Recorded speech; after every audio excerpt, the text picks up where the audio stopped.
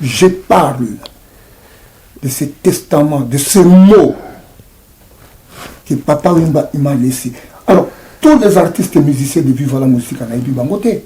Bah, monsieur Sobazan a kata ça. On a eu bangoté. On a eu bango, bah, nous kanga bien, bah, yoka ka kombo ya maître Pozo Gorbatia. 2 fois té. Ça veut dire que tant on a un lobby, Poutine.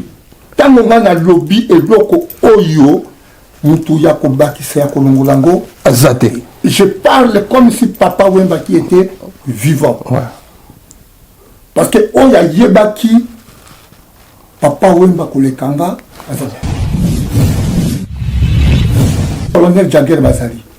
Ba vieux Lusikia Maneno Bazali. Bayazaza. Bayazaza Bazali. Mais bakoyoka eloko oyo bakoloba eloko mwana wana alobi tutakotia ngote bazate parce que azali linyoko ya Papa Wemba. Mais oui, c'est pour ça. Non, il y a le bout de la terre, de la terre. Écoutez, Kalanding, voilà. Na lingi kutu koyoka li komba ya Marai. Là, je te le dis ça. Pourquoi Marai a koki kolela Papa Wemba te. Laisse-moi parler. Loba, mettre pause. Loba. Marai a koki kolela Papa Wemba te. A koki kolbata li kamomoko ya Papa Wemba te. Parce que Marai, il a parlé du mal pour Papa Wemba. Il a parlé du mal pour Papa Wemba. Et c'est grâce à Papa Wemba que Marai, il est baillé. Mais le bâti m'a pour Papa Wemba. Et pourquoi aujourd'hui il va venir pleurer Papa Wemba ou faire quelque chose pour Papa Wemba? Je l'écarte de cette situation qui doit oublier Viva la musique et il doit oublier Papa Wemba et il reste là où il est. Marai, le oui, si vous avez une mission comme ça, ok. Soka le baki m'a soka le baki bien. Ok, moi je lui dis tout simplement qu'il reste un écart, un point très de vivre la musique. Bato balobaki que non, bangonde, basala viva, bonaboué, akende kuna, akende kokumi sabango, ou azila mukol bato wana bakukufa bongo. Viva la musique existait, Papa Wemba il était là. Zembo ya bali le canto et Simbaka Viva la musique au moment où Papa Wemba il est vivant. La qui s'engaille musicien oyo ya Viva la musique à Salaban Zembo koleka bayi le canto. Azate. Beaucoup de musiciens qui sont là. Est-ce que bayi bana Papa Wemba? Bayi bana. Mais ngana nyoko makana bana wana. Tilelo. Et ça là, où il y a coucou Nazari na Belgique, à Nyoko la Kangai, à Bala Bota, mais à Nyoko la Kangai, Sine Poitiers, à Nyoko la Kangai. Mon ami, Sine Poitiers, à Nyoko la Kanga. Anda Noso Batala va payer étranger, où il y a Papa Wemba, Babenga Kanga, Nyoko la Kanga, Babenga Kabango, Babenga Kanga nécessité, Nyoko la Kanga. Bon, ouais, bébé. Ouais, bébé, à Sakola, à Kota classe, Ngam, tu n'as foutu à classe naïe. Oh. Anyoko la Kanga, na Julia, Ngam, tu n'as foutu à classe naïe. Papa Wemba zaki na ba bien naïe. Mais tant que famille binobo teki, ba bien naïe. Vous avez reçu de 1 400 000. Vous avez reçu de l'argent de gauche à droite. Qu'est-ce qui vous manque, vous, pour faire sortir 20 000 $ ou 30 000 $ pour honorer les pierres tombales de Papa Wemba? Je te pose cette question. Soyons-en humains. Bazwa lokola likambouana botika lango banani ba Rediamis, ba Stino, ba Gloria, banani po basala yango, ce n'est pas du tout normal. Parce que tango liko kota kata masolo wana bazwa koloba nini, c'est une affaire familiale. Au côté, ce n'est pas une affaire familiale, c'est une affaire de tout le monde. Les pierres tombales de Papa Wemba doivent être honorées. Kukuna, Monanaï. Hotel Club Center Luanda, o sítio certo para se hospedar e realizar eventos. Tem para si serviços de hospedaria com suítes VIPs, bar e salão de festas. Localização Via Expressa Benfica, por detrás do condomínio Boa Vida. Contatos 935 49 62 86, 923 71 72 15, 933 86 69 35, 923 97 63 40. Hotel Club Center, Luanda, conforto, privacidade e bem-estar. Bana monde entier, bana États-Unis, bana Asie, bana Europe. Maintenant, s'abonnez-vous na Arche de Noé chez Teddy Mola. Et les Moloba, aux Lion, aux Léopard, aux Niamanios, aux sportifs, aux musiciens, aux comédiens, aux pasteurs. Arche de Noé. Le micro Arche de Noé, Teddy Mola né. Et les Moloba qui pètent, n'a pas dit, n'a pas foulé, quand ça va bien avant. Ton coup, t'as la carte Arche de Noé. Et pour n'avoir moutouté, et tout n'avoir moutouté. Teddy Mola, Arche de Noé. Teddy Mola, l'excellence. Teddy Mola, le faire savoir. Au moins, il est bon, mais il paiement. Maintenant, Mamoulba.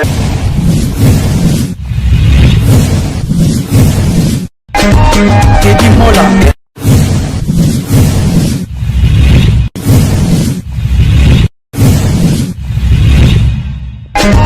Teddy Mola. Vanilla Teddy Mola du José de Panabon. Teddy Mola. Teddy Mola. Vanilla Teddy Mola du José de Panabon. Teddy Mola. Teddy Mola. Vanilla Teddy Mola du José de Panabon.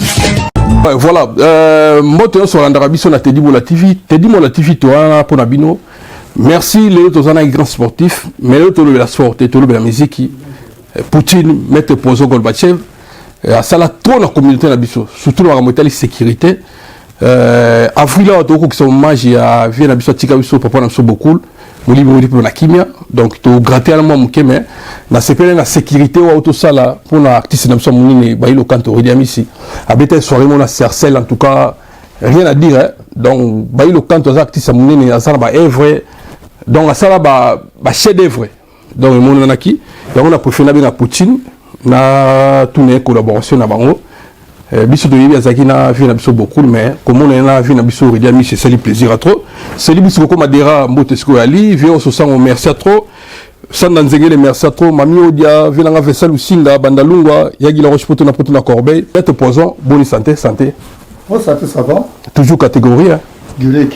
La CPLI, en tout cas, ça fait longtemps. Naïbi de Soyobo Sanara, na Teddy Mola TV, aux amouteux, on a tchanga point, yako sakanate.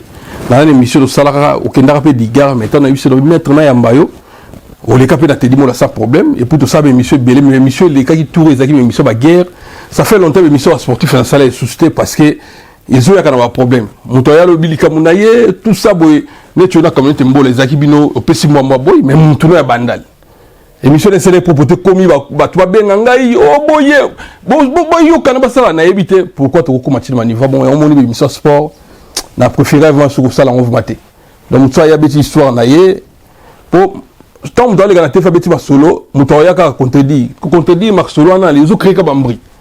Il y a un moment na CPLP calme quota, na mon appelé comme notre d'abord à une émission, mais Bosolo a bien comme notre mbola non. Non. Bosolo a été. Je suis pas le temps. On attend a été. Non. Ah bien après ça remonte. Tant après ça remonte comme notre et après ça remettre poison mutunanga au a été. Attends la remonter. Autant la bien comme notre mbola été. Rien du tout. Non non mutunanga bandal. Je suis pas le temps, je te dis. Mettre poison. Au début que papa a beaucoup la tika le 24 avril. Déjà dans 2 mois, ça, ils ont 10e hommage et à 40e. À Koufana 2016, hein, 10 ans. Mais tout le bénin en souka, tout le béton en concert à Baïlo Kanto, n'a tout le parce que dans ce pays la sécurité, bah tu belé bongo au sali sécurité, bah quasi sans problème té. Bien sûr, la collaboration avec Redi Amissi, pour biso de Yebionena, fait beaucoup la tika biso. Collaboration avec Redi Amissi, na Luka Moninga pose en akata scène wana. Non, c'est-à-dire quoi? Tous les musiciens de vivre à la musique. Ouais. Quand je parle, quand on a un musicien à vivre à la musique. Dans un cours de grand. Donc, l'artiste n'est pas. Ouais. musicien nous soit vivre là En général. en général bazali bana papa Wemba. Ouais. Et moi j'ai tout voyagé avec tout ce monde là. Donc bato nous soit na yebi bango très bien. Alors relation nanga bango c'est la même relation que j'avais avec papa Wemba. Alors dis-moi là, vous savez, ce n'est pas à chaque fois quand j'arrive ici, ce qui n'a Awa, qu'on me parle souvent de l'histoire de Papa Wemba. Vous savez pourquoi? Parce qu'un jour, ça vous arrivera que le monde y mettre à Koué, à Koufi, histoire ici. Papa Wemba, je n'étais pas son garde-corps. J'étais son chien berger. Je n'étais pas son garde-corps. Je répète que j'étais son chien berger comme François Mitterrand na mbwa naye. Oui, mbwa François Mitterrand, il y a moins de monde naye. Et lorsque ce chien, lorsque François Mitterrand est parti, mbwa wana porté disparu. On ne sait pas ce qui mbwa na baboumaye, ce qu'on allait vivre. Et moi avec Papa Wemba c'était comme ça. Et lorsque Papa Wemba il est décédé, ça fait 10 ans que les gens ne me voient plus. Ouais. Je suis resté calme dans mon coin. Musique n'a eu qu'à côté. Na kota ka boîte, na kota ka restaurant. 10 ans, je passe que mon temps au travail. Si aujourd'hui, viva la musique. Na kolobela bino ke au moins orchestre wana viva la musique. Ils ont dit orchestre à Kosakana Nangote. Ils ont dit un grand orchestre. Bon, vive la toujours. Vive existe toujours. Et Zalaka. Bien que Papa Wemba, il est parti. Tu dis, moi, nous avons répété l'émission dans Salaka. 3 jours après la mort de Papa Wemba, il n'était pas encore enterré. La Salaka, na garçon, mon koboye, na lubaka, vive la musique. L'histoire est terminée. Mais, si j'avais gardé le mais là, c'est avec 3 points de suspension, c'est parce que je savais que Papa Wemba m'avait laissé quelque chose. Et lorsque Papa Wemba tikelangaï, n'a gardé à mon assez à motema. Alors, aujourd'hui, n'a kolobé la yango. Ah ouais. Alors, qu'est-ce qui se passe?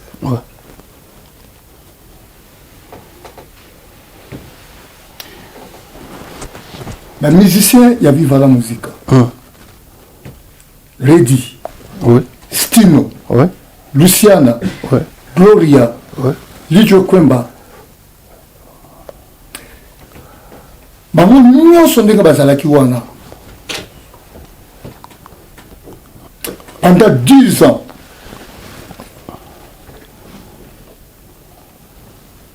na Yomoko, vous allez présent, vous avez vu que Viva la Musica n'était pas par terre. Il n'y avait plus rien du tout. Viva la Musica et Yokolamuka, na concert ya Bataclan. Concert Bataclan, oui. Reddy Amissi. Il nous a rendu Viva la Musica. Viva la Musica et Yokolamuka, na Saint-Valentin, na Sarcelles. Je ne voulais pas accompagner Reddy Amissi dans le concert naïe ya Bataclan. Pourquoi? Parce que tout solo il a Reddy Amissi vendredi. Non, pardon, tout est maintenant. Avant, on a Saint-Valentin, bien que on a concert à Bataclan. À Benanga déjà le concert à Bataclan. Au bout de ça, sécurité. J'avais le numéro de téléphone de Reddy Amissi. Mais na benga kayete pendant 10 ans. Na solo la kana yete. Quand on a concert ya Bataclan. Oui. On na bengi tout solo ni naïe.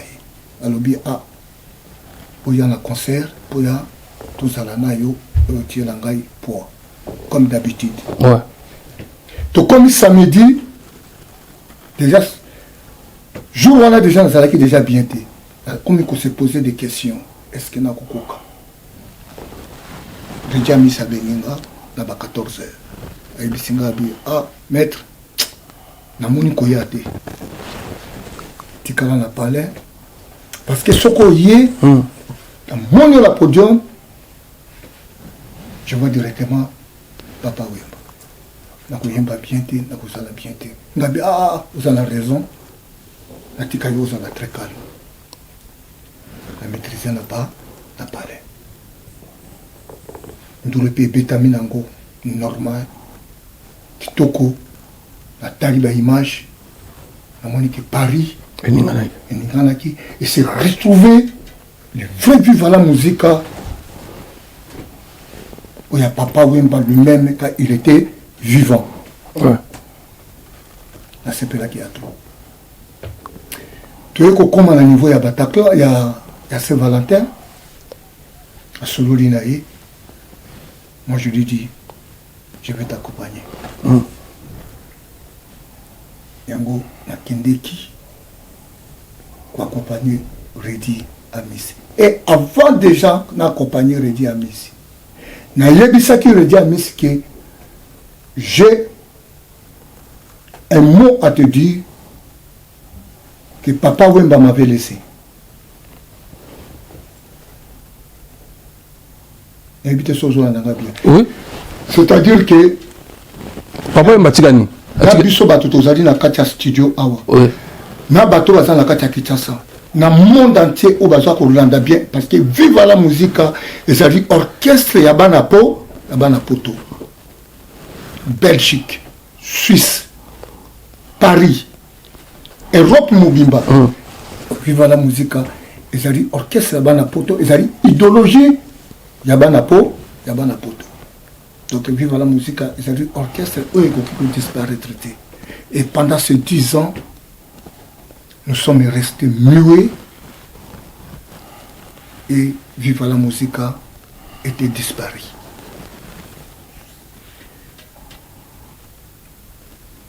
Toute vérité n'est pas bonne à dire et parfois toute vérité est aussi bonne à pouvoir dire. Pendant la fin de la Papa Wemba, tout le nous rembek na kati avion. J'étais avec Cornélie Malongi, oui. Avec Dadi Soso. Oui. Bango bayaki na train, je na Papa Wemba tout tikalaki, après tout jouer avion, tout zonki. Tout à Allemagne. Tout à Allemagne. C'est qui vive la musique, le world music war. Oh. Après, Papa Wemba, qu'est-ce qu'il m'a dit?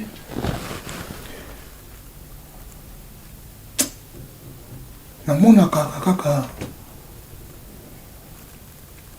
mokolo nga na kozala te na kokende po biso tu ndenge tozala na tokodaye à mon absence bien na kozala maladie moko boya grave na bapetit tout wana bayembaka na bapetit tout namonaka bayilo kanto redi ya Miss potakoki kotelemela masolo oyo oyo akoki kolia linu atelemela masolo oyo. Il m'a parlé de ça en 2012.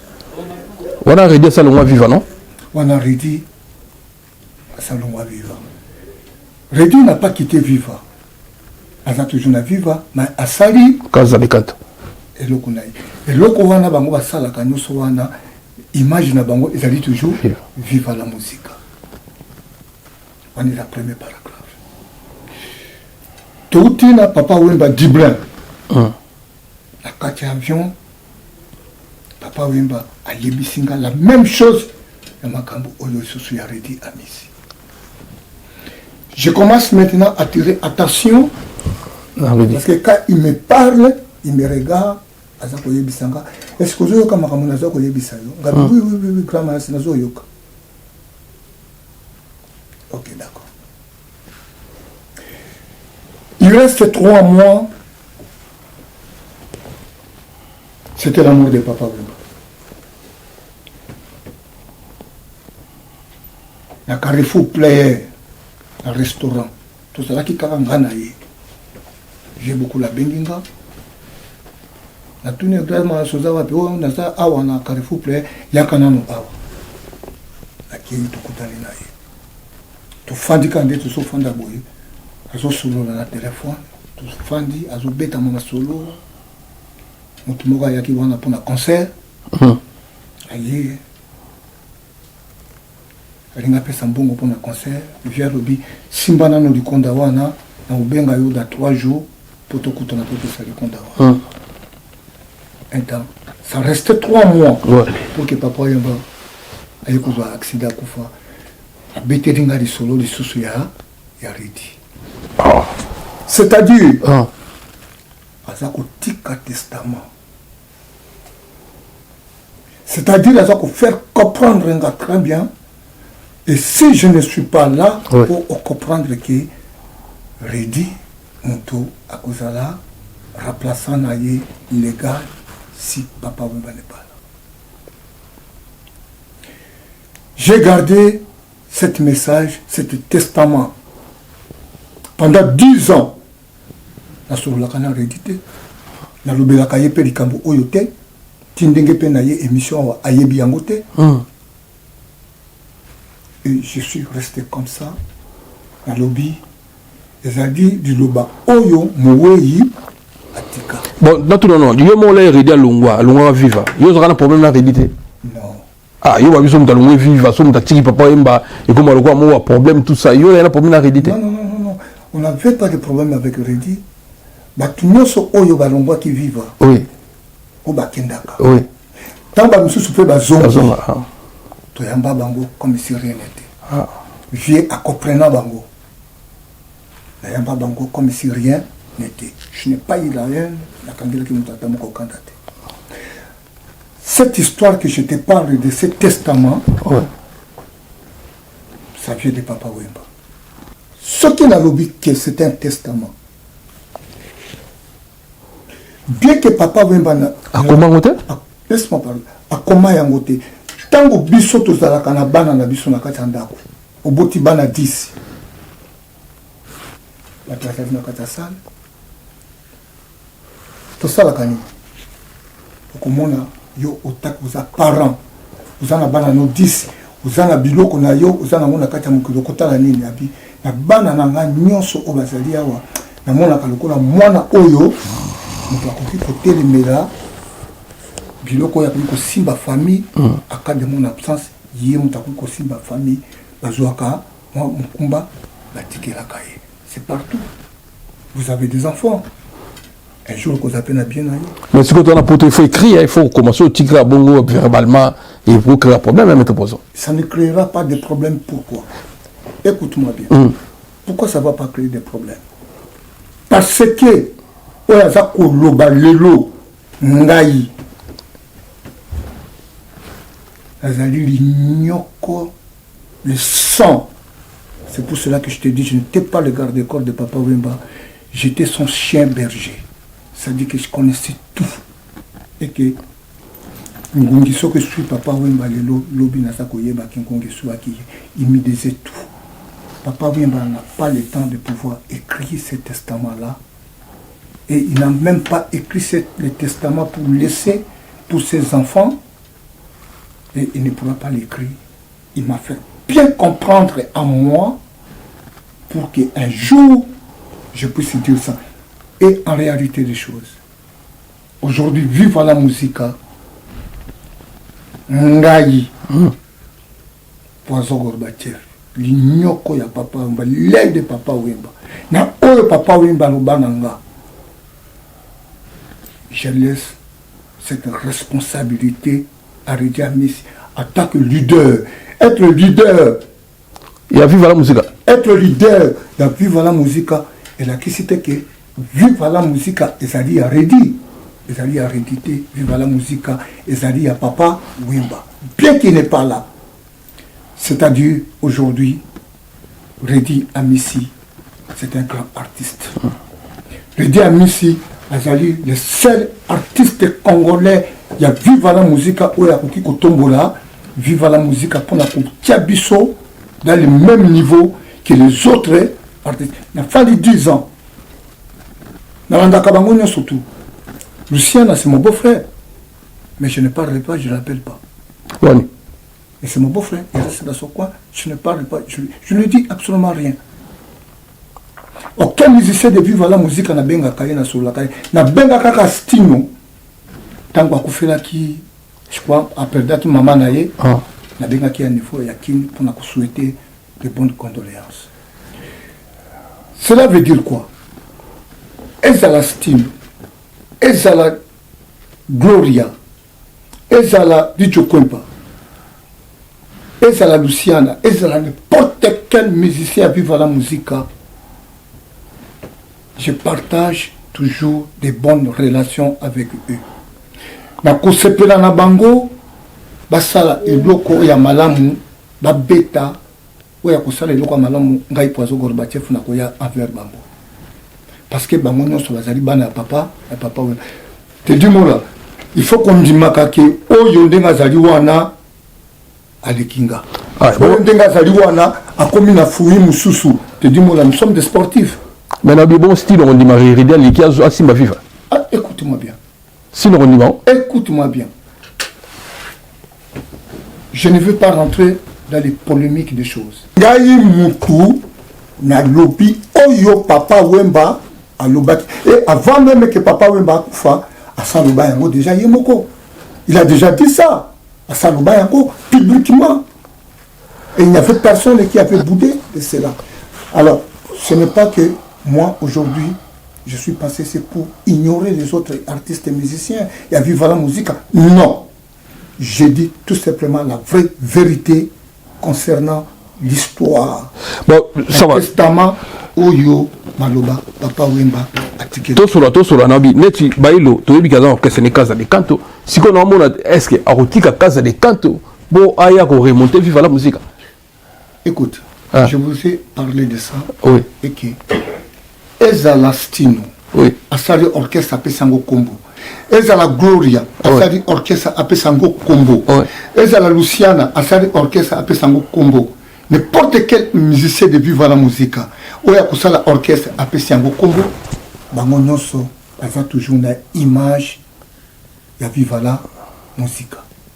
Il ne faut pas quitter cette image-là. Et qu'aujourd'hui, Reddy Amissi, quand il joue avec cet esprit de Viva la Musica. Je pense que vous m'avez bien compris. Alors, ce que papa m'avait dit, il avait déjà parlé de cela. Ma mission Viva partout dans le monde. Message pour que ça que mettre Poizo, vous allez à Papa Wemba, bateau sur Bayebi. Na yidi so message à Barundi Mango, yo pesa message na bango partout dans Hollande. Bo sala siko ndeni. Bo ya bokutana, bo solula, bien Reddy sala banga bwana ndenge. Pour moment Amazon pas ali. Écoute. Hein? Dans cette histoire, je vais te dire ceci. Oui. Côté à mère Amazon, na katia makambo oyote. Yo kanga très bien. Hein? Je sais que il a vécu la musique à tendance. Il a vécu la musique à nouvelle écrite. Oui. Moi, je parle de vivre la musique à cours d'écran. Oyo, monde entier, et bani de world music war parce que Reddy, c'est un musicien de world music war qui a joué avec Peter Roder, avec Peter Gabriel. La même chose qu'avec Stino. Ce sont des musiciens de vivre la musique de world music war. Mettons ça à côté. Je parle de ce testament, de ce mot que Papa Wemba m'a laissé. Alors, tous les artistes et musiciens de vivre la musique en Aïbi Bangote, Bamisou Sorazan a quitté ça. Aïbi Bangote. On a Aïbi Bango, Bado Kanga bien, Yoka Kakumbo ya Maître Poizo Gorbatchev. Deux fois té. Voilà. Ça veut dire que tant on a lobby, Poutine. Tant on a lobby et loko Oyo, Moutou Yakoba qui s'est à Kolongolango, Azate. Je parle comme si Papa Wemba qui était vivant. Ouais. Parce que Oya Yebaki, Papa Wemba Kolekanga, le colonel Jagger Bazali. Ma vieux Lusikia Maneno, Bazali. Bayazaza. Bayazaza Bazali. Mais Bakoyoka, Eloko Oyo, Bakoloba, Eloko Mwana Wana Alobi, tout à côté en Bazate parce que Azali Lignoko, la Papa Wemba. Mais oui, c'est pour ça. Non, le mot, la terre, écoutez, je vais donner un exemple. Ah, mais t'as pas Écoute, non, il y a non, il n'y a pas de difficulté pour ça. Je vais donner un exemple. Mais t'as vu, d'abord, il y a comme autant il m'a réité. Non, écoute. Autant il m'a réité. Yokanga bien. Pourquoi la lingi kutu koyoka li komba ya marité? Là, je te le dis ça. Pourquoi Marai a koki kolela papa Wembate a koki. Laisse-moi parler. Ah. Loba mettre pause. Loba. Marai a koki kolela papa Wembate a koki kombata li kamomoko ya papa Wembate parce que Marai il a parlé du mal pour papa Wemba.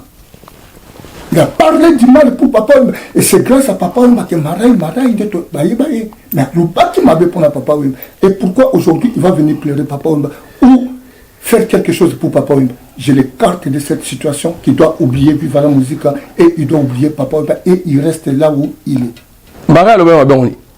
Oui. Si on t'a émission comme ça, Marai le Wemba. Ok. Soka le bas qui m'avait, Soka le bas qui bien. Ok. Moi je lui dis tout simplement que il reste un écart. Un point très de vivre la musique. Bateau, balobaki, que non, bangonde, basala viva, bonaboy, akende kuna, akende kokumi sabango, ou azila mukolo batuana, bakukufa bongo, akende kosala. Mais on est la boule bien au 500 mètres poisson. On est là, on est bien sur l'émission, on sait l'émission, on est bien au tangi, donc, bah tout au tangi, au livre pour les militaires. Laisse-moi te parler. Viva la musique existait, Papa Wemba, il était là. Zembo ya bali le canto et Simbaka Viva la musique au moment où Papa Wemba il est vivant. La qui s'engaille musicien oh ya Viva la musique à Salaban Zembo que le kabayi le canto. Azate. Et ce n'est pas ça que moi je suis venu passer ici pour pouvoir faire cette prétexte. Non. Na ye koloba testament où Papa Wemba articulé quand poison Gorbatchev. Je peux dire aujourd'hui, beaucoup de musiciens qui sont là, est-ce que Baïbiba n'a Papa Wemba? Baïbiba n'a mais n'a pas de bana wana. Tilelo. Et ça là, où il y a Zali Koukou Nazali na Belgique, à Nyoko la Kangai, à Bala Bota, mais à Nyoko la Kangai, Sine Poitiers, à Nyoko la Kangai. Mon ami, Sine Poitiers, à Nyoko la Kangai. À Nyoko la Kangai. Banda Nyoso Batala va payer étranger, où il y a Papa Wemba, Babenga Kanga, Nyoko la Kanga. Babenga Kabango, Babenga Kanga nécessité. Bon, ouais, bébé. Ouais, bébé, à sa cola, à côté classe, n'a pas foutu à classe naïe. Oh. À nous, la campagne à Gilles, n'a pas foutu à classe naïe. C'est-à-dire, pourquoi banano sowana, d'ailleurs, que quand on va yébike, owana azali, papa Nabiso. Papa Nabiso. Cœur, il y a Papa Wemba. Je suis le cœur. Je ne m'invente pas. Et quand je dis quelque chose, yo mona le kaka awana lubaka makama papa imba n'importe comment que alubaki pona mutu. Soko tikaki elembo pona stino na lobi papa imba lubaki pona stino. Soko tikaki pona Luciane na koloba atikaki pona Luciane. Soko tikaki n'importe pour quel artiste na koloba vie ayebisa kanga makambo na yo tale zali boy. Mais na lobi oyo ya lelo pona redi amisi 10 ans après depuis vieux à Yebisanga. Enfant n'a mon amour. N'a eu comment que calamité 10 ans il faut que je puisse parler de ça.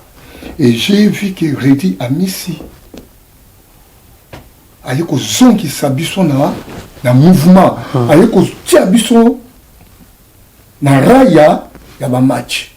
Mais Redi a moi, il s'est makambo, aux autres bâtés, il s'est bilé. Je ne l'ai pas encore dit. Ah bon? Na yebisi yango te ndenga zali wana tanga pelanda émission wana nde akoyeba yango. Asengi na ba artiste musicien nyonso tout ya Viva la musique. Le 24 c'est le jour où Papa Wemba il est parti. Le dimanche là.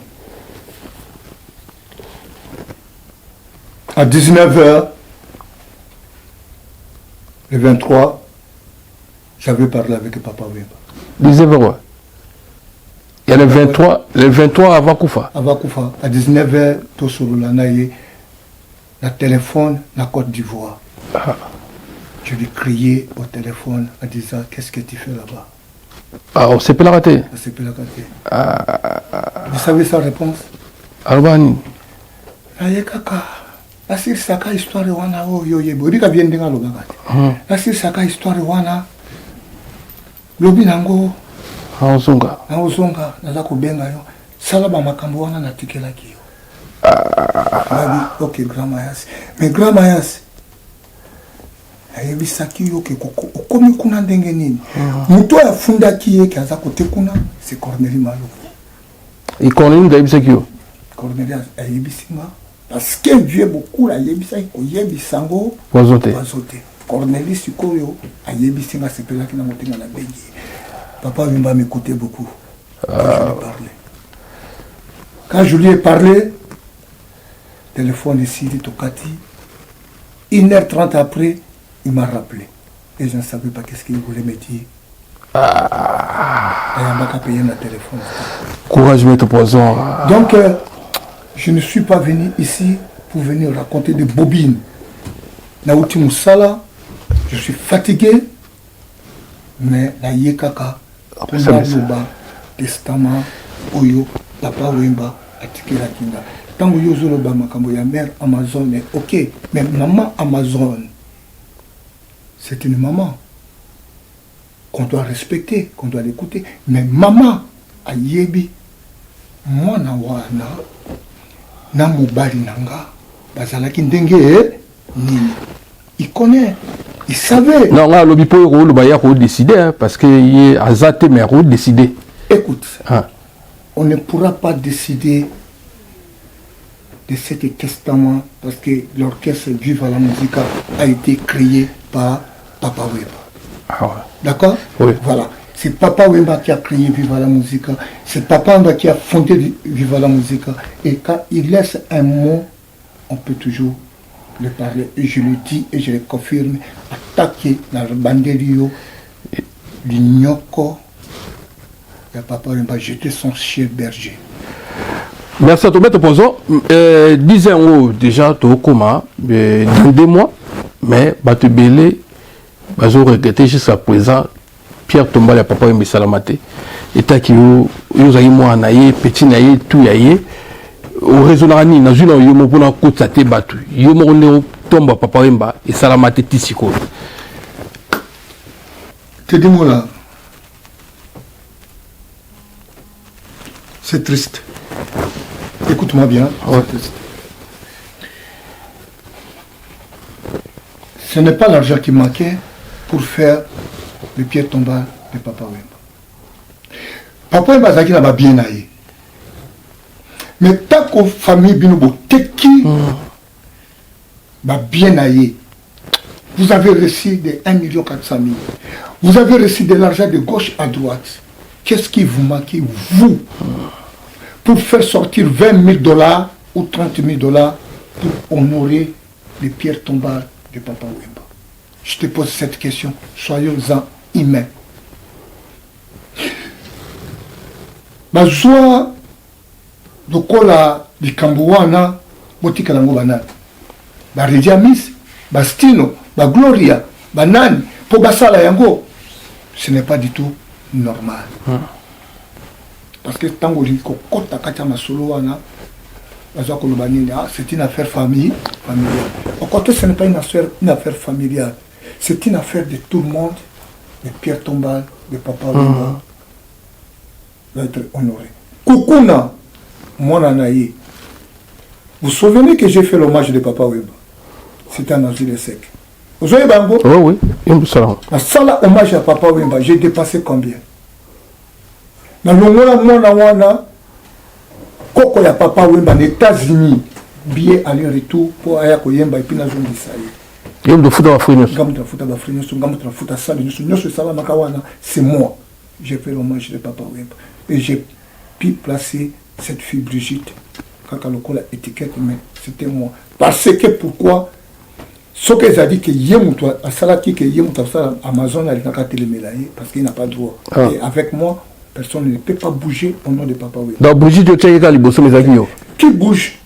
Personne. Qui discute quand on attaque Papa Wemba ici? Qui discute? C'est toujours moi. C'est toujours moi qui est là. Et quand il touche Papa Wemba, il faut s'attendre que ça va finir très mal. De frotté. Pourquoi? Il y a des fois que moi je reste chez moi à la maison comme ça, il y a parfois des larmes qui me coulent aux yeux et que je ne comprends pas. Tata Nangayi, Abutanga, Nalelayi, Ndengwanate, Maman Oya Sumbanga, ma grand frère Nanga, Bakufa, Bakenda, Nalelayi, mais papa Wemba, j'ai toujours partagé cette tristesse d'une façon, même à ta couteau, Momi Nangayi, elle m'a dit, Taringa Kabusoka, Kita Mususu, Papa, mon agi, Alongoli, Angombango. C'est-à-dire aujourd'hui, on est encore déjà mis à ça là qui tant tous autant pour la naïe ma parking je dis à mis à Kitty dans la Kitty tout autant pour la naïe je crois déjà mis commandant tout suite au Koufa c'est Barabiso tout est calme les tickets à Tari Retiboué.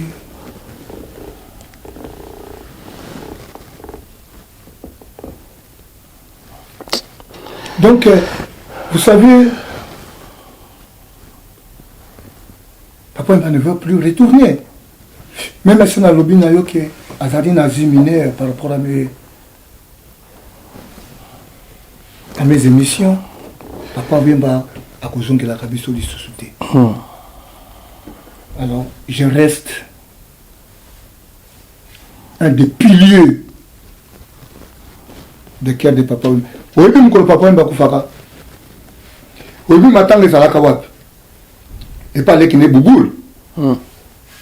La belle ville. Bah, via Zaza, bah, tout bâton d'Akikuna, bah, pauvre Lucia Zaza. Bah, tout bâton d'Akikuna. Naïe. Oui, bita kokota ngana za kokota mouillé. Mais c'était tout un scandale. Bah, tout va bandi coller là. Oh, maître, papa, donc j'ai vu que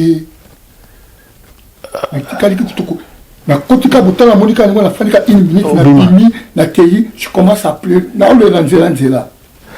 a un choc.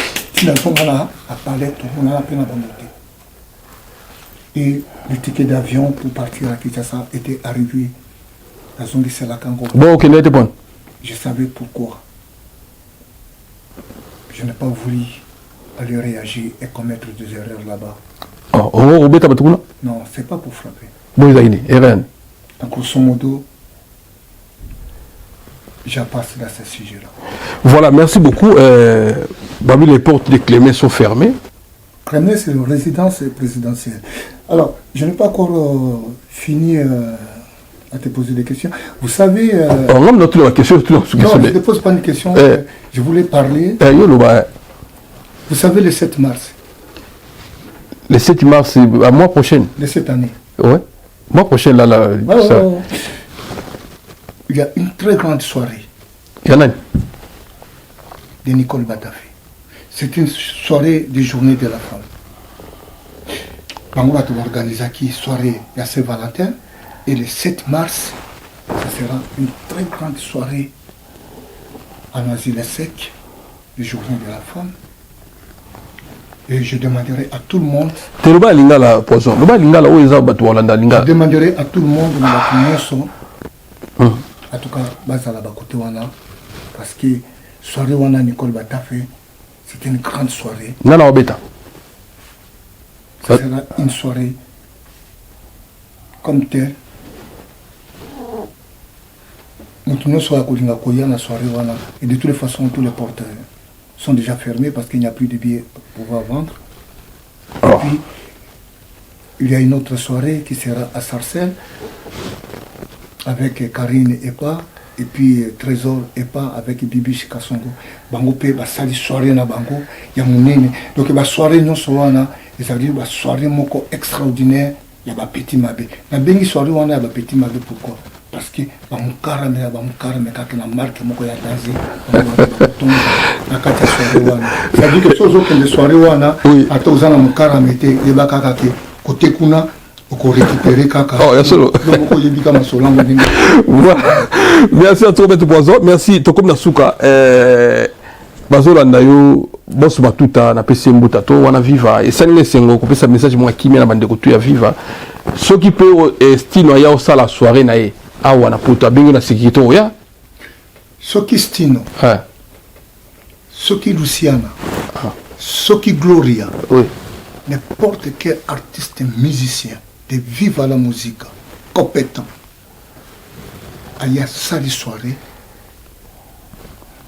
pour pouvoir que n'accompagner dès n'accompagner qui aurait ici na kosala yango parce que bango nyonso ndenge nazali wana tata na bango c'est papa donc ndenge nazali awa il n'y a pas d'injustice donc naza wana nalingi bango nyonso tout pour bazali bato oyo na kola na bango j'ai voyagé avec tout ce monde là je suis resté avec eux pendant 32 ans dans un bango il y a 32 ans c'est qui ta papa Wemba.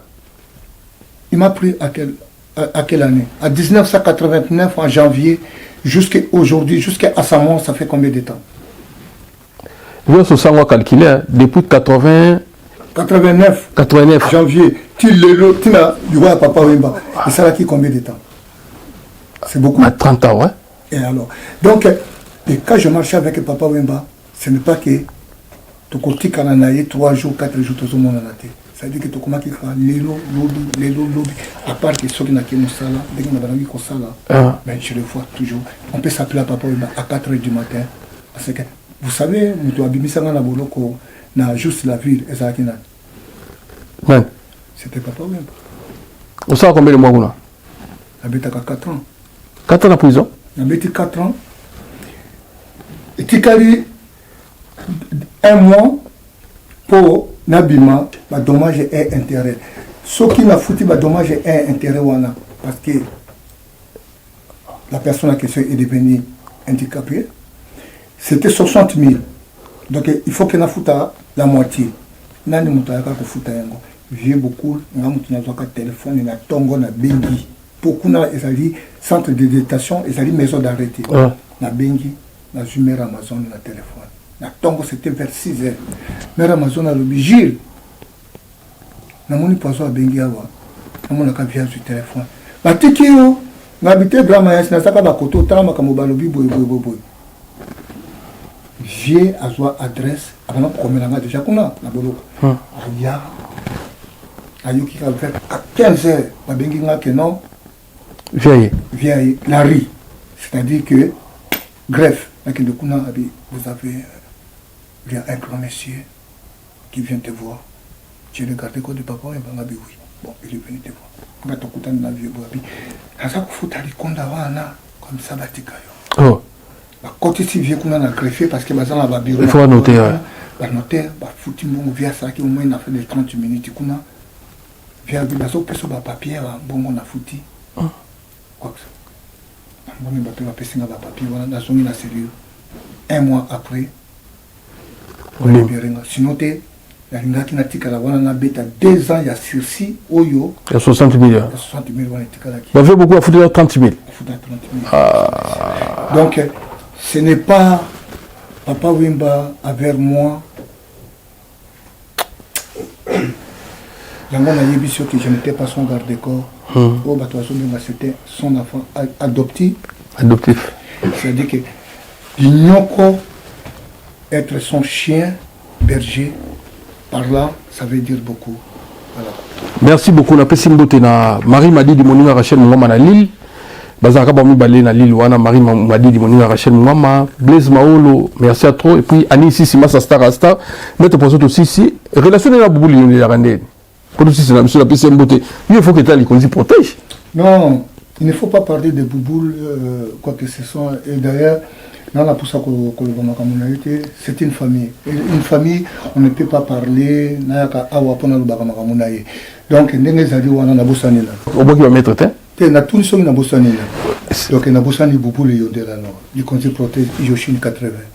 Donc na bosani Isebola. Donc na bosani Kenve Kavumuzuna. Donc na bosani Richard Capes. Na bosani Nanemus. Na bosani Pauline Polisha. Bête maturer les ngolo boguete, maturer les ngolo. Na bosani nani. Ah, data que robatu. na tout ce que na bosani na bato batuna le bois qui était mamisa kana sika na bosani na Evelyne Angèle Merkel, secrétaire d'État de la Russie. Nabosani na maître Yamaguchi bien kakenda persona mwana mutuno atika biso Nabosani na ni kambaka musuna États-Unis d'Amérique. persona Nabosani na ni maître Yannick olympique. persona Nabosani na ni mère Nicole Batafé. Nabosani na ni Shuna Chanel Grand Cordon. Nabosani na ni maître John Ingira, maître Sefa Monima, maître Kamango, maître Sandrouma. Et je salue tous les judokas et tous les boxeurs et tous les karatékas et tous les lutteurs. La pesi mamunyo son beauté. Alors pour na kusukisa, Nabosani na Fali Poupa. Fali Kolo stade. Kolo stade ya Stade de France. Stade de France. Nabosani na Ferré. Somotro. Nabosani na Toxique de Masolo, Mbusu. Mais de toxique. Somotro. Mbusu. Nabosani na JB Mpiana. Oh, nalela ya danser. Papa chéri. Nalela ya danser. Wana mutu na ngai. On est trop JB. Nalela ya danser. Pourquoi nalinaka JB? Parce que alela papa wemba na motema moko. Pire petit a bien beaucoup. La séparation de JB avec les autres musiciens a été faite devant moi en 1991 à Porte de Kinyakou numéro 48. En séparation 91, c'était 91 ou 91, on a Wenge Salamite, Écoute. 97, on est de Kabwana, na 97. Premier contact. Ouais. Et deuxième contact, c'était chez Djena Mandakou. Dans un restaurant là. Ouais. C'est par là que JB il a pris ses requis. Erwana, Boto Solo Lana, Gramayas, na misu na notre famille JB, Gramayas. Voilà, Gramayas, ça ko codé. Oye baka di Solo Wana Denge, et le Kanate, et le Kanana, rue de Kinyakou. Oh. Ah, mais c'est que tu bombi du solo, tu bêta du solo. Tu bombi du solo, tu bêta du solo, parce que tu veux comprendre. Donc, il y a beaucoup de gens qui disent que il va être derrière notre cocodile de JB. Pire petit naïe. Ah, pire petit naïe. Regardez JB aujourd'hui. Dans la caméra de JB. Papa, ah ouais. Pire petit naïe. Et qui dit Wenge, qui dit viva la musique. Donc, pire petit naïe. Ouais. Okoki ko bakisa bato bayebaka lisolo wana te Wenge tango esalama na miso bana bandal on fabrique Wenge comme ça baosala Wenge na miso na biso ti lelo biso tout obeta ba match na babaka yao na ba Saint-Gatien na ba municipal biso tout na bango on se sent bêta du solo kutu bunda okanga école mobimba obunda bituma école mobimba yarani bituma yani bayaka kobundisa ngai parce que bana ya Kasavuvu bakendaki kobeta match na bandal. Ah ouais. Ba maître Zefondo, Zefondo badikisi bato makasi ba maître Nyangara banani ba beti bana ya Kaki Sorwa. Yobi ka Kaki Sorwa ezali blague te. Ouais. Bango batekaka ba. Mais ça c'est bani. Tellement que batiaki bango kuna beta bango grave, bango balobi ah. Mutu na bango atangaka na mashaka. Bayelanga bana kafi bakita limkisi wa bango Kaki Sorwa mobimba ekita eyeko silanga na kati école na libanda toaki na po moko boso ko classe il faut ka tsapo wana po zwanzela ko bima ngana za ko bima boye batakanga Poutine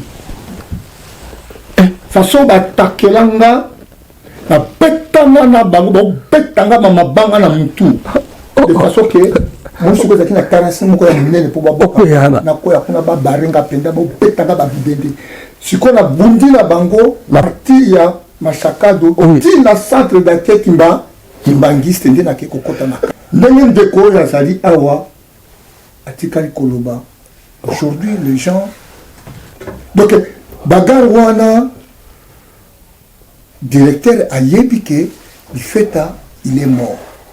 Si qu'on le bambasta nanga. Basaki siko, bakimi. Bakimi, bas sportif, bango tout coin. Bas sportif, bakima. Bango tout, bas sportif, il y a biso, tout le temps là, bango na ba école wana. Oui. Tu as là qui na ba. Badai. Tu as là qui na ba mettre muzungu biko. Tu as là qui na ba te belle. Non, écoute. Bah tu as pointé. Té, on pousse à la pembénité. Je suis mon pilion. Aza kolia mutu. Bongo sikoyo. Yo pousse à l'avant. Oui, bas sportif, moi tu comprends pas. Non, il y a des histoires à bagarre, on va tout bien à jouer, on a tchaïa, on va faire des histoires en bas. Mais ça va baisser sur là. Mais ça a été bagarre, moko. Bon, on m'a dit, comme na kacha poto. On a dit, on a dit, on a fait la marque, on a fait la marque, on a dit, on a kaka. Mais ça va tout basala, on a tika histoire. Et les gens, ils connaissent ce qui lui fait acheter un grand bagarre de Kori. Mais force ça toujours pour Makamonga na sala na kati ya kini quand ndenge ya zakoloba. Okutu ngamo na tala kabuna sekaka. Donc bagarre wana na kota na centre d'aketi makisende ba porte ba tangi. Donc makila ezokotanga njoto mobimba. Mais na zo petana na bango. Bawa yi kombe. Petit kalika mukeba pelisa sikoyo po bazo kupusaka pinye moko boye. C'est-à-dire que songa na kweyaki batumbinga. Ba kisa wa salba ba kisa wa. Yo yebi bangote bakadafi. Bote na bango bakadafi bango batumbaka batu naissance. Ezazimo makaso kweyate. Mais là tout de pide. Tala. Moni ba bagarre wana ko okana zuzo ma kofi mususu ne lungo ko kofi pena ne lungo zo monga na zuzo ça. Zo monga pela que non souffle comique OK. Kokende mena zako beta na kadoka bato beta na ba double na zako kwa na telemi na zako sisha donc bagarre na tout bunda na masse ya bato bongo ba tango ngambe ce n'est pas facile. C'est pour cela que bana kaki se voir la vieille sada alobaki petit wana quand ndenge moninga uti kolobawa petit wana tala dis-moi là, la bunda babaga, avant la kacha poto. La poto bunda na liège wa liège bezaki de somo. La bunda babaga na liège ya danser kutu. O ba kirbo ba yela kanga. Na ba petu na ba nukchak, ba kutu ba mtedi na ko bagarre na ba master tozala ki na ba ko coin. To mona ki ba mo déjà musique fa to ki manga bité to ki mate photo bagarre to ki mi. Il ne va pas le qui mate c'est ça le problème. Ba bagarre tina ko préférer kutu na daye ki na ki bagarre. To betana boye na batuwana, j'ai beaucoup ko ba yiko epse kuna. Poison à côté hôpital, il y a un bitum. Il faut qu'on a bagarre. Mais nous, chaque union sort. Il y a Bruxelles. Il y a Bruxelles. Et on a nous, chaque bazar la bami, bami tout. Faut qu'on a bagarre wana. Et ça là que ce qu'on a verse. Baki ko yebi ça. Grande sœur nanga bébé qui comme abi. Les qui nous connaissent. Bah la vie na pétana na bango. L'obipé. Na y concert et vivre la musique. Na y peut la terminer la porte. Et on a batongi ngai awana 12 épingles. Et bon yo ça sous sandé. Ba tchaki ngai mbeli mais na la na ye kaka na écouter ma porte. Ah. Quand on écouter ma porte ba tuwana Olanda ba usko. Ba ya concerté. J'ai beaucoup à l'obéli ba mona kacha concert bi. On moni Poutine. Et on a combat Poutine kutu. Et ça na. Ouais, c'est la Poutine ça été. On a pas commandant soviétique. Commandant soviétique. Yé balonga kaiti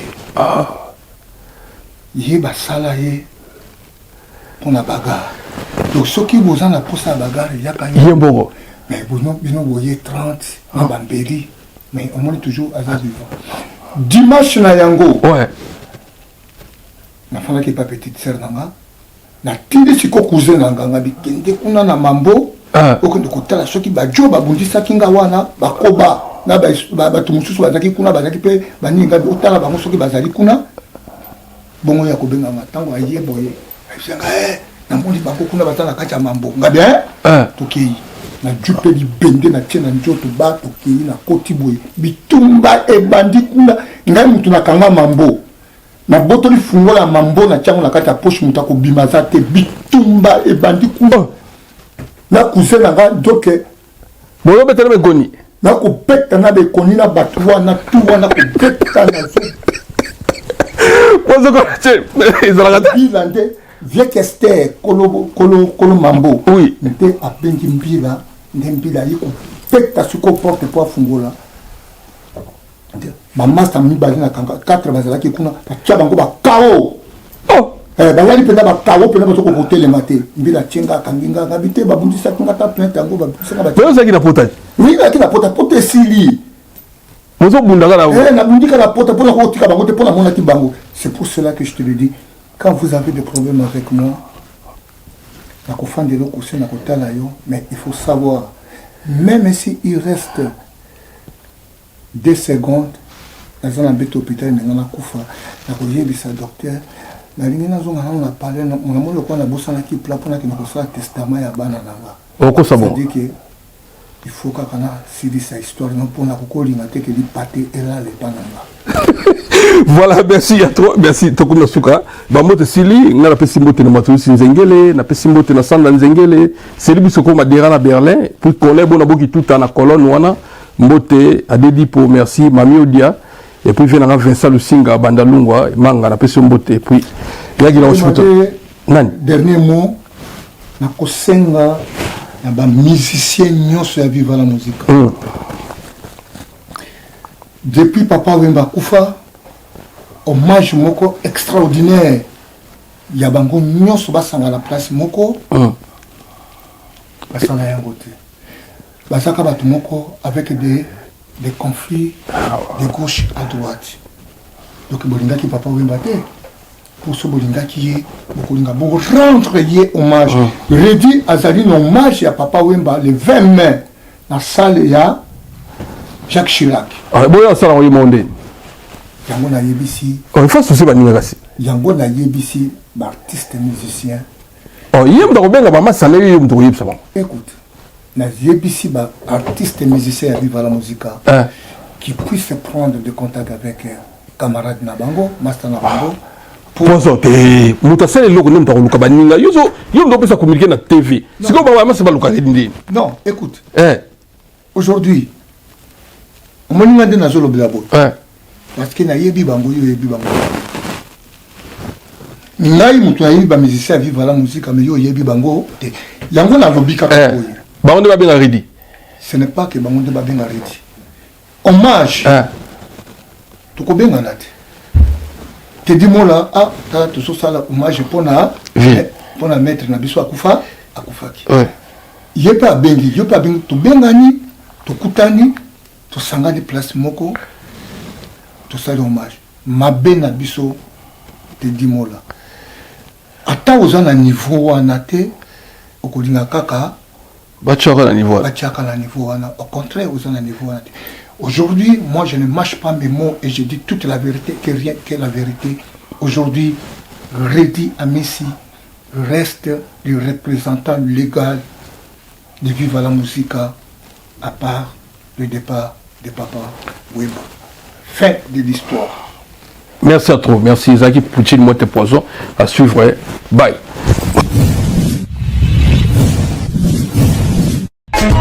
Teddy Mola.